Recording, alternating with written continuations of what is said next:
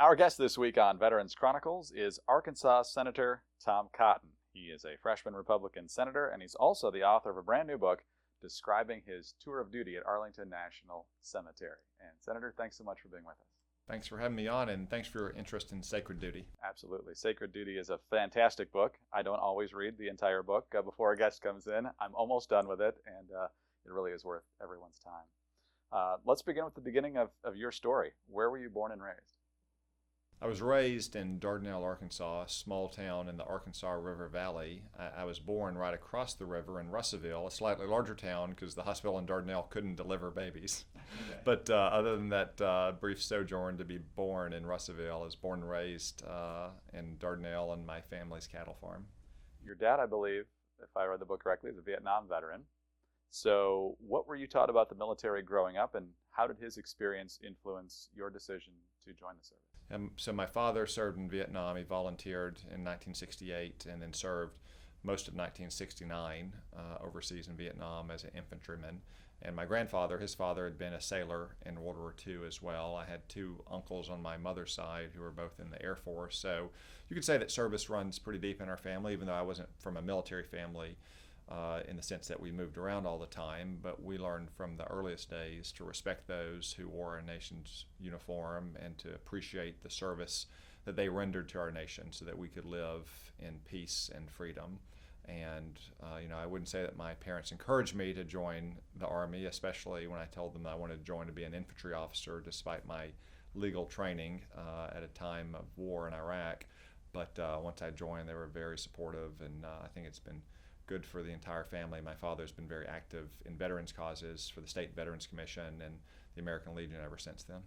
So it doesn't sound like you were planning to join the service until 9/11. Obviously that motivated a lot of people at that time to serve.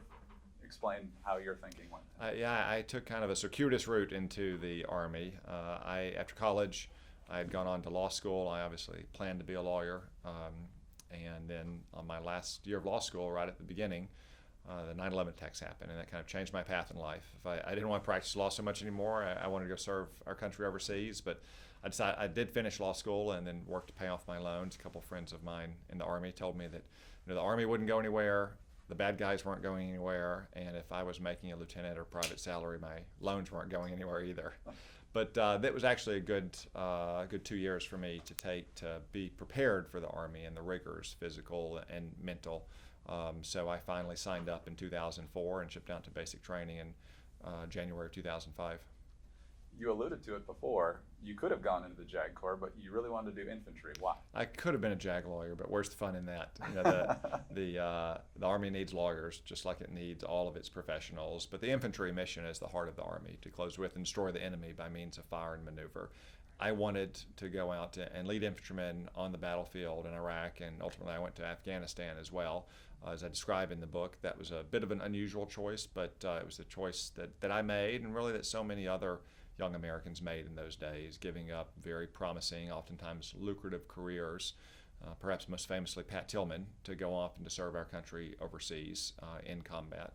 And while that was certainly some of the most memorable days I served in the Army, if I couldn't have been serving overseas in Iraq or Afghanistan, I can't think of a more honorable way to serve our nation in uniform than to be serving with the Old Guard at Arlington National Cemetery to pay tributes and give honors to those who laid down their lives in defense of our nation. You were a member of the 101st Airborne Division. What kind of training was that like? So after I got out of Fort Benning, I was assigned to the 101st Airborne Division. They were actually already deployed overseas, so the training was pretty brief. I was well trained at Fort Benning by the Army. I went through officer candidate school and then infantry officer training, Ranger school, and airborne school, which is typical of new infantry lieutenants. But then I left for Fort Campbell, the home of the Screaming Eagles, and within a month I was on the first bird going downrange to Iraq, and within just a few days of being in Iraq I had a platoon leader, or I was a platoon leader of 40 Screaming Eagles, and that was in 2006. And we stayed there until about the end of 2006, came back right around Thanksgiving. That's also when I got the notice from the Army, as I described in Sacred Duty, that I would be reassigned to Arlington National Cemetery. So we had a little bit of training time back at Fort Campbell whenever we got back from Iraq and back from our 30 days of block leave, but not much before I shipped out to Fort Myer in the Capital Region. We'll get into the Old Guard in just a second, but you were there as a platoon commander at one of the worst times in the Iraq War. 2006 was not a good year. What was it like for you? Where were you and what were you doing? I can tell you that in 2006, in the months before President Bush announced the surge, on the front lines, we knew that we were not winning the war. We weren't necessarily losing, but on the infantry, if you're not gaining, if you're not on the offense, if you're not winning, then in reality, you are losing because you're not getting closer to your end state, to meeting your mission, to achieving your objective. We all knew on the front lines what was necessary. We needed more troops. We needed to be out among the people, not back in big fobs. We needed a different kind of strategy, a counterinsurgency strategy. I can't say I had a lot of hopes coming back to the United States after my tour in Iraq around Thanksgiving 2006 that we're going to get those things. The president had just lost a major election, in no small part because of the setbacks in Iraq. But to his credit, and I think history will reflect very well on George W. Bush, the surge was his finest hour. It was contrary to many of the recommendations he received from his own Pentagon, many of his advisors in the White House, certainly almost everyone in Congress. But rather than simply end the war effort there, he did what we all knew on the front lines was the right thing, a new strategy with the troops to support it. And although we saw the consequences of the surge in my early days at the Old Guard as we were performing more dignified transfers of remains at Dover Air Force Base and burying more of our fallen comrades in Arlington National Cemetery, by the end of my tour, we also saw the success of it. Those numbers had declined rapidly, reflecting the much improved battlefield conditions in Iraq by the end of 2008. But when I was there in Iraq in 2006, it was pretty tough fighting, and we lost a lot of really great young Americans. You also made a few headlines as a platoon commander, which isn't usual. You called out journalists for exposing one of President Bush's efforts to track terrorist financing. Tell that story. Well, this has been happening, unfortunately, since the early days of the war. I remember it happened once when I was at Fort Benning, happened when I was in Iraq, that the New York Times published a very sensitive program that Western governments use to track terrorist financing, even though that government or that program is lawful and fully briefed and supported by Congress. So I did, maybe perhaps in an intemperate moment, fire off a letter to the editor that then ended up rocketing around the internet. I think I may have gotten in more trouble than I otherwise did until the Chief of Staff of the Army at the time, General Pete Schoomaker, saw the note, and he actually circulated it to all of the generals and colonels in the Army and encouraged them to disseminate the needs for operational security and the handling of sensitive information down to the lowest levels. So what could have been, a trouble spot for me turned out to be an attaboy for my commanders. But they also encouraged me, if I wanted to write letters to the editor in the future, to give them a heads up. Which I decided just to not write any more letters to the editor. So attaboy, but don't do it again. Exactly. It's kind of the way it goes. Okay, so early 2007, you're on your way to the Old Guard. Is that something you put in for, that you were recommended for? How did that work? So typically one does apply as an officer or NCO to the Old Guard, and one normally needs to have demonstrated proficiency in performing the job. Privates are a little bit different. They're selected through volunteers at Fort Benning that meet all the criteria for the Old Guard in terms of height, weight, physical fitness, test scores on the general intelligence tests the Army administers, no legal troubles. I did not apply though, but I did in my final days in Iraq get notice in my Army email that I had new requests for orders to the Old Guard because my application had been accepted, so this was strange to me. So I went up to the call trailer and called the S1, the personnel officer over at Fort Myer, and asked him about it, and he told me that the Old Guard was short of officers. They'd been authorized just to hand select a half dozen officers. In the end, we all came from the 101st because they were hoping to get officers just back from a combat deployment, because in those days it would have set back one's career if one went to the Old Guard before having a company level combat deployment. So at this point, I thought maybe it was because of my superior performance as a platoon leader. I was I had my bubble burst though when they told me that after sorting for all the criteria that were needed for Old Guard officers, height, weight, test scores, legal troubles, no legal troubles, just like privates, adding on things like combat tours, airborne qualified, ranger qualified, they simply chose the 6 tallest of us. And sure enough, by the spring of 2007, we had 6 soldiers there, captains, lieutenants, with 101st Airborne combat patches on our right shoulders. And one was 6'7", I'm 6'5", and the other 4 were 6'3". Wow. And you said in the book that usually they try to cap it around 6'4", but they bend it a little bit in terms of height. So the standards are 5'10" to 6'4" for male soldiers. They will sometimes make exceptions, usually exceptions upward, not downward.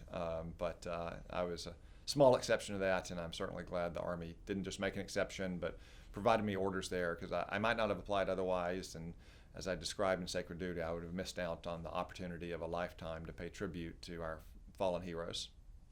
Let's do a little background here. Why is it called the Old Guard? So the name goes back to the Mexican War. By that point, the Old Guard is already 60 years old. It is the Old Guard, literally, of the Army. It's the oldest active duty infantry regiment dating back to 1784.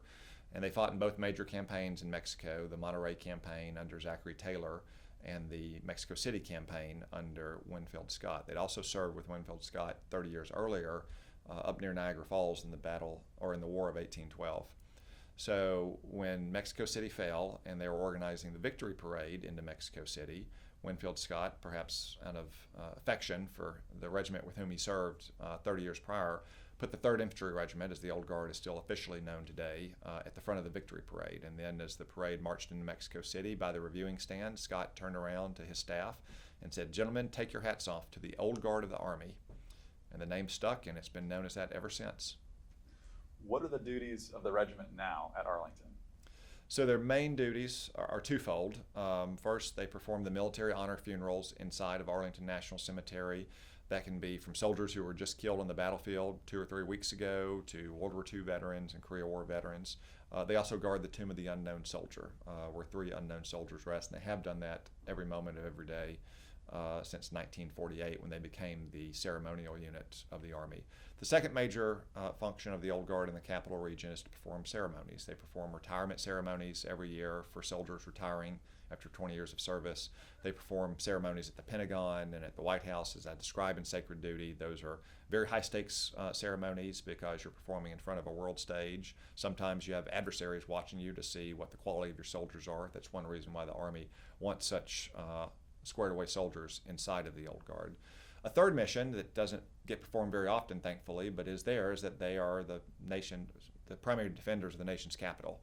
You know, the Old Guard is about 1,500 soldiers. That's by far the largest infantry unit in the capital region.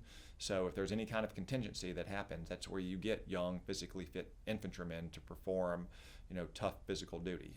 Most notably on 9/11, American Airlines Flight 77 slammed into the Pentagon just a couple hundred yards away from the cemetery, and funerals went on, but every other Old Guard soldier was over at the Pentagon, first securing the site, then conducting the very challenging, very physically difficult recovery operation to remove the human remains from the Pentagon, remove their personal effects, and sort them out for their family to claim them, in addition to securing Fort Myer, which is not just the home of the Old Guard, but also the home of many of our Army's senior generals. So in contingencies, the Old Guard is the one unit that the Army has in the capital region to go into traditional infantry mode, and that's why they continue to train on infantry tactics and infantry skills down to the individual soldier up to the platoon level, even while they're performing all those funerals in Arlington National Cemetery and ceremonies around the capital region. Fascinating, and we'll get into it a lot more. The book is Sacred Duty. The author is Arkansas Senator Tom Cotton. We'll be right back on Veterans Chronicles. Our guest this week is Arkansas Senator Tom Cotton. The book is Sacred Duty. We're talking about his tour at Arlington National Cemetery as a member of the Old Guard. And you mentioned the different duties that the Old Guard performs. Let's talk about the funerals at Arlington for a moment. What is the responsibility of the Old Guard at those funerals? So the Old Guard performs the military honors for all Army soldiers, whether they just died in battle a couple weeks ago, or whether they were a World War II veteran. Different kinds of funerals, in part based on what the family requests or the kind of veteran that we're laying to rest. But the things that all funerals have in common is that we always strove for perfection, that ethos of excellence, that even though we might perform 20 or even 30 funerals in a day, more than 100 in a week, we all knew that for each family, that was a once-in-a-lifetime moment, and it was a lifetime in the making. So it could take dozens and dozens of hours for a soldier to get his uniform up to standard, the crisp presses or the handmade medals or the polished scabbards for our sabers or our bayonets. It could take many more hours to get trained on how to fold the flag if you're on the casket team, or fire that 3-round volley with 7 rifles to making it sound like just 1 rifle. On the day of the funeral, you'd go out early in the morning, usually before the sun was up, to recon funeral grave sites. So you make sure that there was no issues there, that if there were low-lying limbs, you knew where to march through. So your rifles and the colors wouldn't hit limbs, if there was any kind of holes or divots around the gravesite, the casket team knew where they were so they wouldn't stumble. All of that attention to detail, all of that focus on achieving perfection is not out of fussiness or formality. It's designed to pay honor to that fallen warrior, to pay tribute to his family. So they have that one final indelible image of honor that they walk out of Arlington with that day. Did you have a role that you routinely did? So as an officer, I either presided over the funeral at the head of the casket as the officer in charge, or I would be the escort commander. For the largest funerals, you would have an escort platoon plus a platoon of the U.S. Army band and a color guard. The company grade officers would either serve as the escort commander, so I would be marching that escort from a transfer point where we transferred the remains from a hearse onto the horse-drawn caissons up to the gravesite, and then standing at the gravesite to give the commands for that escort platoon, for the firing party as well. As the officer in charge of a funeral, you would stand at the head of the casket and you would be in charge of the entire operation. Your cues, almost all of which were silent, seen by others and executed based on those visual cues, not on audible commands, would help move the funeral along, and then ultimately the casket team would pass the folded flag to me, and I would present that flag to the next of kin. You mentioned before that you could be doing a funeral for a 90-something-year-old World War II vet or someone who had just lost their lives in Iraq or Afghanistan.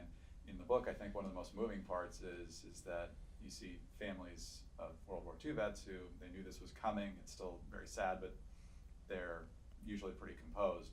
Whereas with the active duty soldiers, it's very, very different. How did you, what did you witness there, and how did you, who had obviously lost friends in these very same wars, keep your composure? The funerals could vary widely in terms of their size and the family's grief and composure. I've lost grandparents. Most people have lost grandparents or great-grandparents, especially when it's a slow decline. It's always sad to lose a grandfather or grandmother, but at the same time, when someone's lived to be into their 80s and 90s, especially when they served heroically in their youth, I would view that as much of a celebration of life as it was a mourning of their passing. And I think their families viewed it in that regard as well. Didn't mean they weren't sad, but they certainly appreciated the honors we were paying to their loved ones' long ago service. An active duty funeral is very different. In our cases, it was mostly young widows, grieving parents and siblings, perhaps most poignantly, sometimes young children who didn't fully understand the implications of what was happening there at the gravesite. And it was much harder on those families to have lost a loved one just a few days earlier in Iraq or Afghanistan, who they hoped to live a long and fruitful life with, as those World War II or Korea or Vietnam veterans had lived when they returned from their service. For us in the Old Guard, our job at the gravesite is not to grieve, it's to honor. That means that we put a high priority on what we call ceremonial composure, that no matter how much the family was grieving in a public fashion, our job, again, was to provide that indelible image of honor, to maintain our composure, even when presenting the flag and giving condolences to a grieving widow or a grieving mom or dad for their loved one who had just fallen.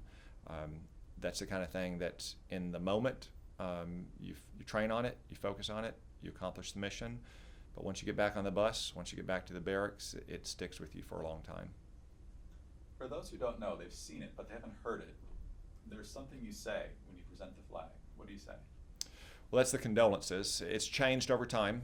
In 2012, Secretary of Defense Leon Panetta standardized it across all the services, but that was part of the things we were tested on. So today the condolences would go, you'd take a knee and you present the flag to the next of kin, and you say, on behalf of the President of the United States and the United States Army and a grateful nation, please accept this flag as a symbol of appreciation for your loved one's honorable and faithful service.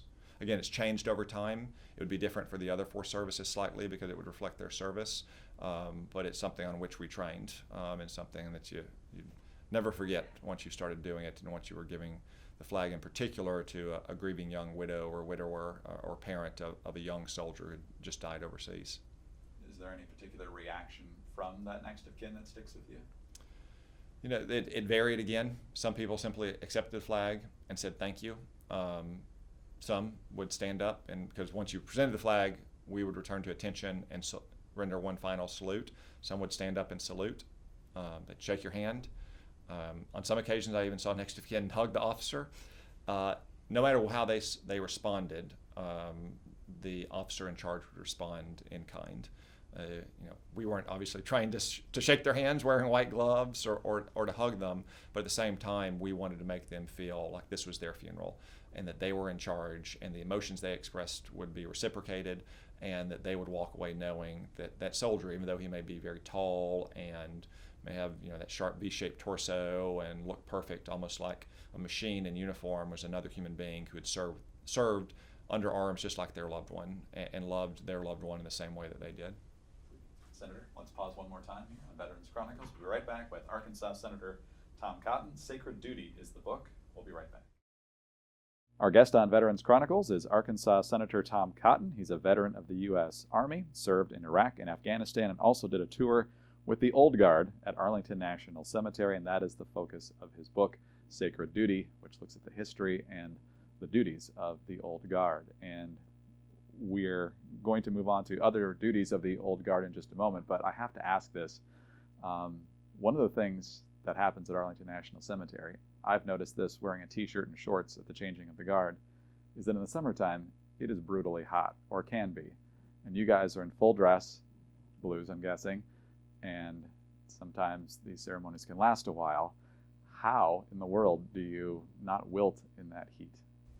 Not just full dress blues, but a special kind of dress blues. It's not what you would just buy at clothing sales like I'd bought at Fort Campbell before I left for the Old Guard, but a very heavy wool dress blue that takes a very sharp, crisp press to present that perfect image in the cemetery.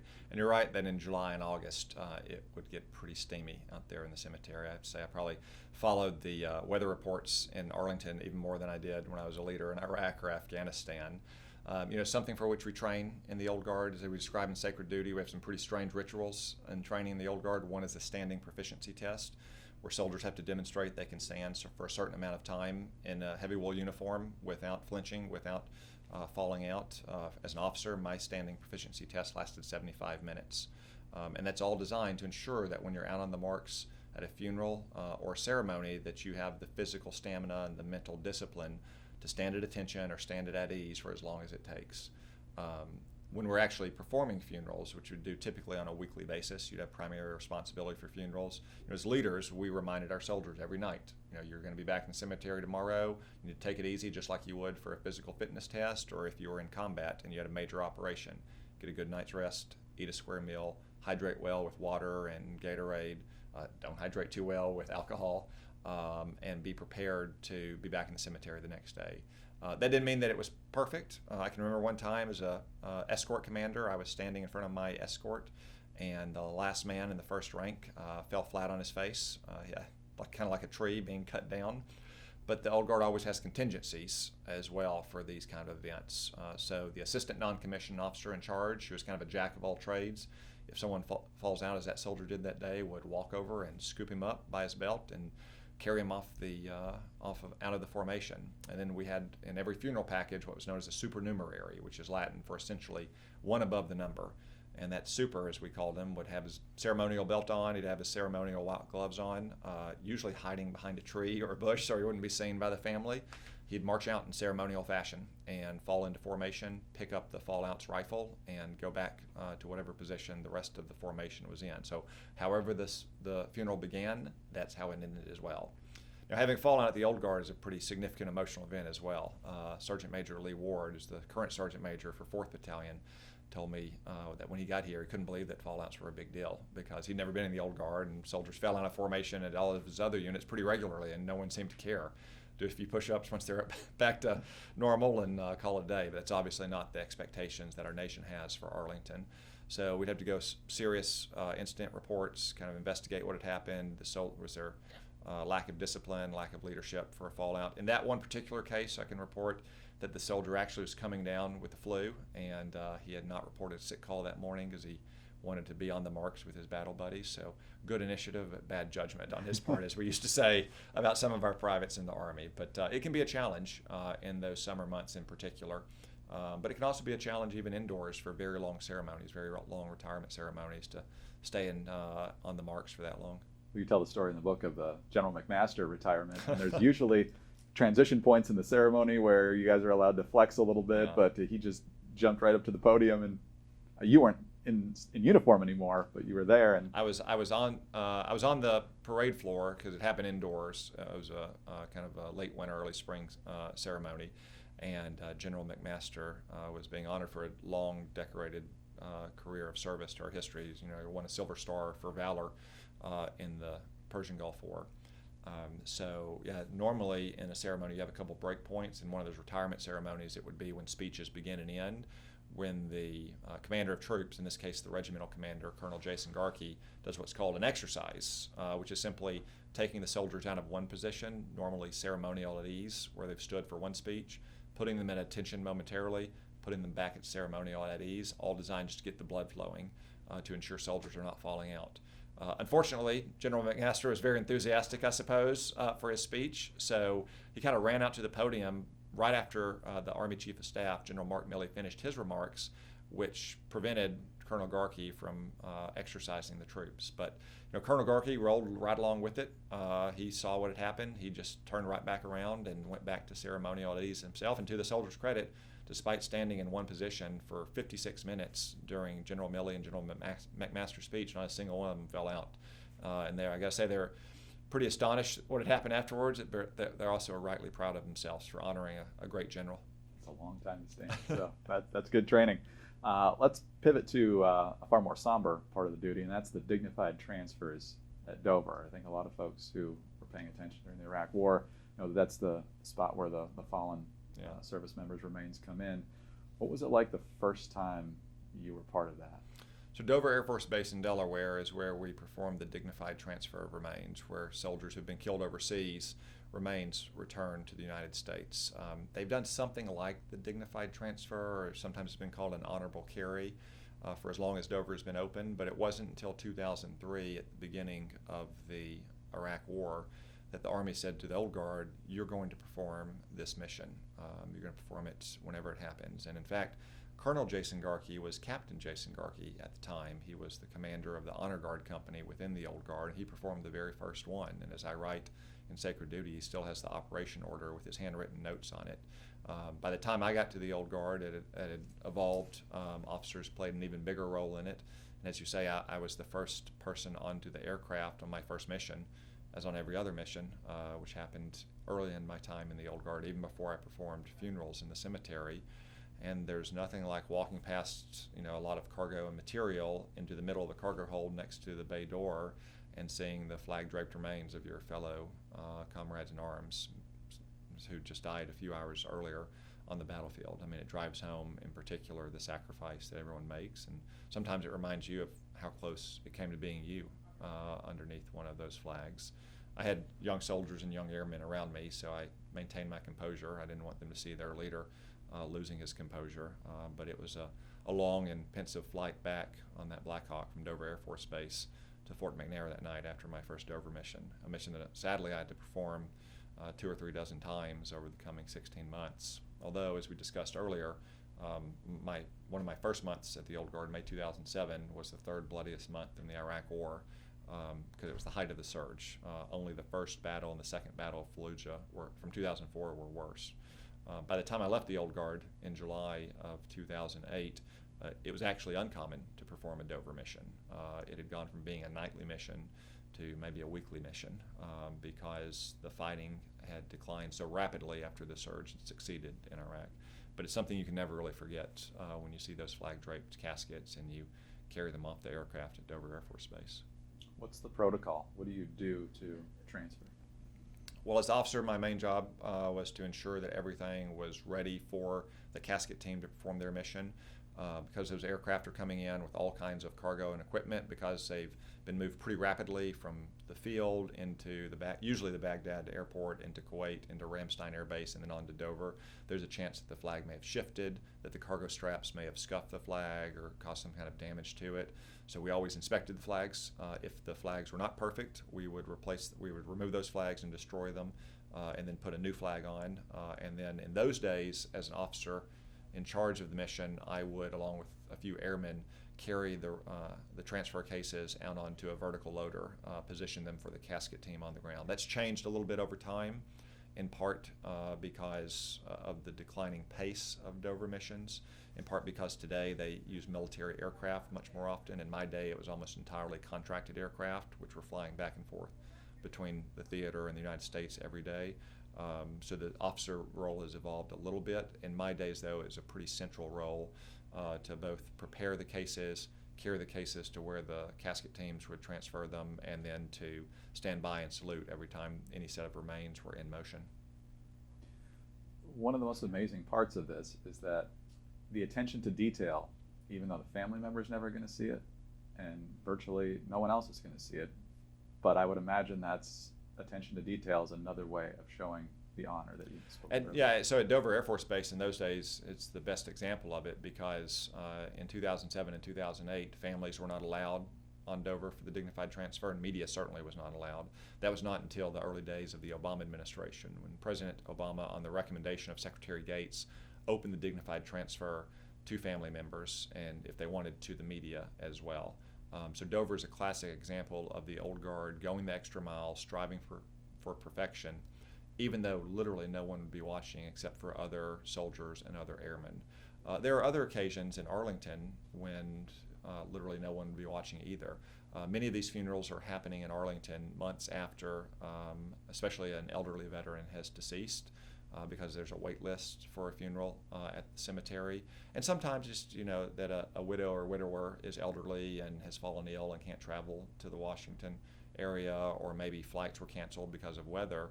So we would on occasion perform funerals with no next of kin or other mourners present, aside from a woman who I write about in the book, the so-called Arlington Lady.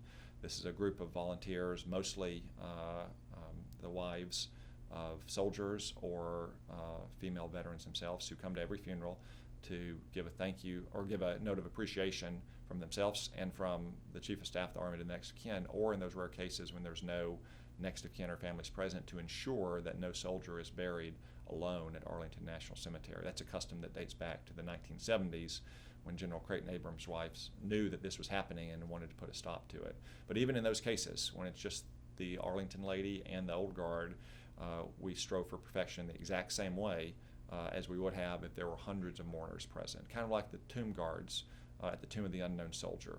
They perform the changing of the guard all day long in front of hundreds of spectators in the audience there.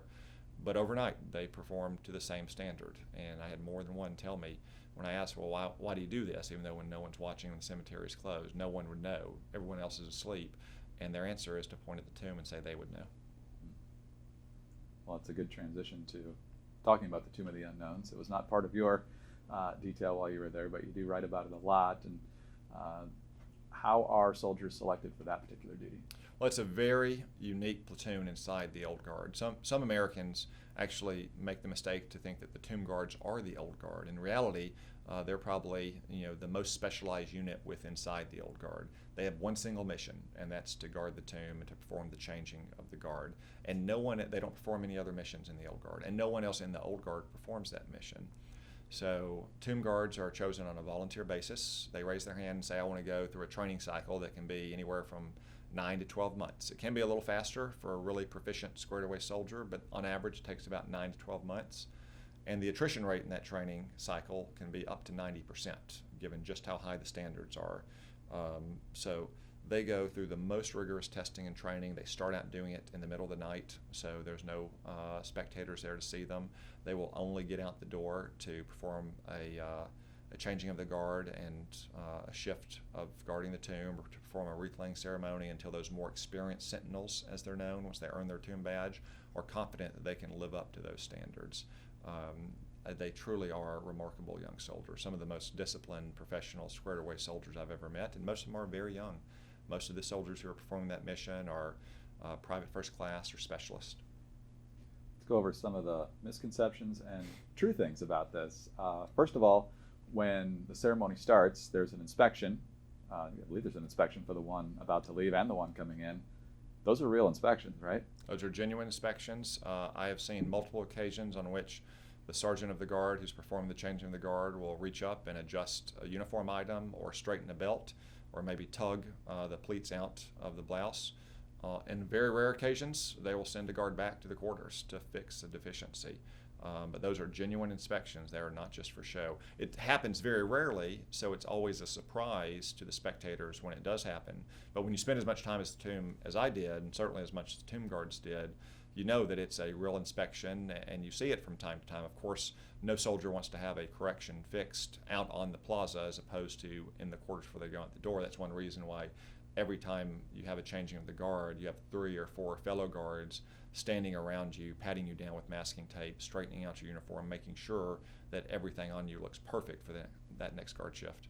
What's a guard doing underneath there, either just before his time or just after? So the guards sign up for guard shifts voluntarily each morning. They're, it's one squad, or what the tomb guards call a relief.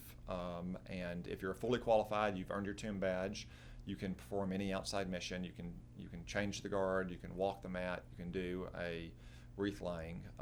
They try to do them in bunches, so 3 or 4 guards might take the morning shift, while 3 or 4 guards take the afternoon shift. So even though they're rotating out inside that block of time, they're still keeping their uniform on. So in that 30 to hour long period when they're not 30-minute to hour long period when they're not on guard, they might get a drink of water, they might grab a quick snack, they might work on their uniform, have themselves patted down with masking tape again, wet their gloves so their white gloves are wet and can grip those ceremonial uniforms, memorize the next wreath laying ceremonies they have. Now when they're not performing in the immediately next guard, they're oftentimes helping the others who are. So they might change in what they call tomb attire, which is even though civilian, is still up to the guard standard, sharply pressed khaki slacks and a polo shirt with the tomb badge insignia on it. But they'll be helping the guards that are going out. They may be training their young guards in training. They may be doing admin work, working on the daily logbook, or working on the kind of admin work that any soldier does, evaluation reports, leave forms, and other administrative things like that. But a relief is on duty for actually more than a day, for 26 hours in a day. And then they're off for the same amount, or they're off for 22 hours, but then they're back on. So they spend all day and all night down there. Sometimes they get a moment for a nap, but more often than not, they're working around the clock. Some people believe that the tomb sentinels have to swear off alcohol, at least while they're on duty, if not for life, and forsaking other things as part of the pristine, pure image of the unit. Is that true? I've seen a lot of those internet rumors, and most of them are not true. For instance, forsaking alcohol for the rest of their life. Let's just say I've spoken at the Alumni Association of the Tomb Guards, and if the Tomb Guard alumni are not drinking that alcohol at the cash bar, then their spouses and girlfriends are really drinking a lot. But it is true that they would never drink on duty, never drink in the quarters. Another rumor I've seen is that they take an oath to never swear again. I've heard tomb guards use some salty language, again, never on duty, never in public. Or they take a vow of silence for the first 6 months. Not the case. You can't perform a wreath laying ceremony or the changing of the guard without speaking in public.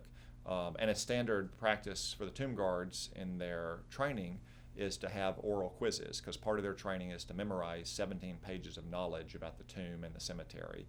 So none of those rumors that I've seen are true, but I do think the mystique tells us something about the reverence in which the American people hold those tomb guards, that they think those things might be true, that they believe that the tomb guards just set that utmost standard of honor through their precise marching, through their perfect uniforms, in the way that they pay tribute to those 3 unknown soldiers who have kind of become a symbol for all Americans who have died overseas. Some things are true, though. You write in the book that even long after you leave the old guard, if you are found to be in conduct unbecoming of the guard, you can lose that tomb badge. That is true. The tomb badge is the second rarest badge in the United States Army after the astronaut badge. The tomb guards like to joke that no one joins the Army to be an astronaut. But the tomb badge is also very unusual for an Army badge in that it can be revoked for bad conduct, and not just at the unit, but after you leave the unit, or even if you leave the Army entirely. And that revocation authority rests solely in the hands of the old guard commander, whoever he may be at that moment. And on the badge board in the tomb guard's quarter, which shows the badge, the number, or the name, the badge number for every tomb guard going back to the 1950s, there are several plaques that say revoked because of misbehavior of tomb guard alumni, sometimes after they've gotten out of the Army. I'm not aware of any other badge or insignia in the Army that's completely unrelated to one's particular skill set. You can lose your parachutist badge, for instance, if you refuse to jump out of the airplane in an airborne unit, but that's very tightly related to the skill for which you earn the badge. But again, it goes to show the high standards that we expect from those tomb guards, that not just on duty at the tomb, not just in the Army, but for the rest of their life, they will do nothing to bring discredit onto the badge and therefore onto the unknowns that they receive the badge for guarding. And you mentioned that the Sentinels are there long after public hours at the cemetery. They're also there regardless of the weather, correct? Whether it's blizzard or hurricane or anything? So nothing in Arlington changes because of the weather. Even if the cemetery itself is closed to visitors, if you have a funeral scheduled that day, Arlington will remain open to the family and the mourners for that funeral. So I marched in funerals in the middle of winter in driving snow and freezing temperatures. We had various techniques for trying to stay warm as best you could, but when you're wearing thin white cotton gloves, carrying a saber, there's not much you can do to keep your fingers warm. Same is true of the tomb guards, whether it's during the day or whether it's the overnight hours. Driving rain, snowstorms, even hurricanes coming through the capital region. Every moment of every day since 1937, there has been a soldier present on that plaza guarding that tomb. They don't get into details, and I don't get into details in the book about exactly how they do that and maintaining soldier safety, but it is a certainty that there's always a soldier available on that plaza guarding that tomb, no matter the conditions. It's usually the first question of a book interview, but let's put it towards the end here. Why did you decide to write this book? The Old Guard of Arlington kind of embodies the respect, the admiration, even the love that we have for our nation's heroes, especially those who lay down their life in defense of our nation. Yet their story had never really been told in a full book-length way. They're sometimes mentioned in books about Arlington or maybe in articles or TV specials on Memorial Day, but there was never a full book written about the Old Guard that I could find. At the same time, I had found that Arlington and the Old Guard really had a special place in the hearts of our fellow citizens. In Washington, when Arkansans come to visit me, they frequently will stay for a few days and hit all of the tourist highlights, the memorials, the museums, the monuments, and the cemetery. And I like to ask them what their favorite stop has been, and the most common answer by far is Arlington. And likewise, when I travel, first around Arkansas in my early elections and now around the country, and I get introduced and people hear more about my story, the most common question I get is about my time at Arlington, not, say, my time in Iraq or Afghanistan. So it's clear to me that Arlington has a really special place in the hearts of our fellow citizens. It's our national cemetery. It's a place of unity and reconciliation and healing. It's kind of ironic since it was birthed in the ashes of the Civil War, a time when Americans raised arms against each other and killed each other in such numbers that a plantation across the river from our capital had to become a graveyard to account for all the remains that were being produced by soldiers on the battlefield. But perhaps because of that origins story, that's why Arlington has become such a special place for our nation, and that it symbolizes, just like the Old Guard symbolizes, our national unity and the love that we have for those people that defend our nation. Last question. How does the time you had in Iraq, Afghanistan, and with the Old Guard influence how you do your job as a senator, particularly with the armed services? So my time in the Army influences me every single day in many ways in my service in the Senate, from the smallest things like the attention to detail that I have to what I do and what my staff does, making sure that we're following up on matters, that we're putting a bow on things, whether it's a constituent matter that they've had a problem with the federal agency or a piece of legislation that we're trying to get across the Senate floor. That kind of discipline, attention to detail, and focus that the Army instilled in me, I carry forward, I instill in my own team. But also thinking about the big picture issues, the defense budget or questions of war and peace. The lessons I learned on the front lines in Iraq and Afghanistan, stick with me today. When someone is trying to kill you, whether it's on the front lines in a firefight, or whether it's a nation saying that they're going to kill you by chanting death to America, you should take them seriously. And you should try to stop them from doing that. My time at the Old Guard really is a reminder of the consequences of getting those kind of things wrong. When you're laying to rest someone who passed away in Iraq or Afghanistan just a couple weeks earlier, and you see their grieving widow or children, when you're carrying those flag-draped cases off an airplane at Dover Air Force Base, it's a reminder of the stakes of the decisions that we have to make too often in Washington, D.C. about matters of war and peace. Senator, thank you for your service to our country, and thanks for your time today. We greatly appreciate it. I appreciate it. Arkansas Senator Tom Cotton is the author of Sacred Duty. It is now on sale. Go get a copy. I highly recommend it. I'm Greg Corumbus. This is Veterans Chronicles.